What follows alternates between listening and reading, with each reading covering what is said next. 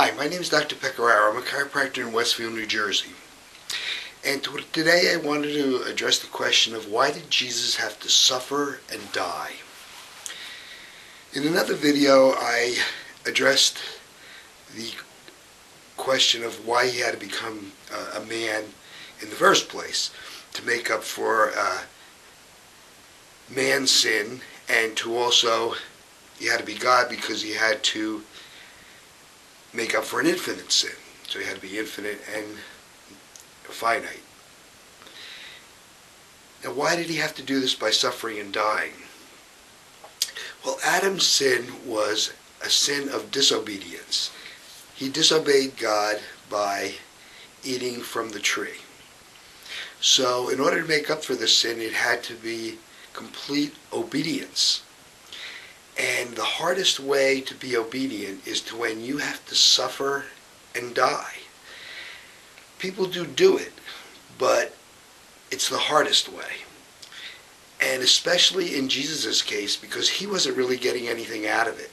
Since he was God, he could have just stayed God and forgot about us and just let us die from our sin. But he wasn't even getting anything out of it. He just loved us so much, he wanted to make up for it for us. And he was really the only one who could make up for it for us. And why did he have to suffer as well as die? Well, I believe that it's because he had to show us that he conquered suffering and dying, so that we would not have to be afraid. When he rose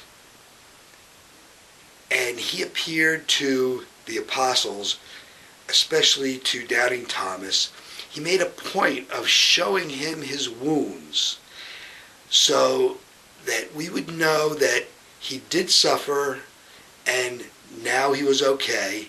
He did conquer that suffering, and he did die, but he did conquer that death. So we don't really have to be afraid of death, and we don't have to be afraid of suffering, because Jesus has suffered and died and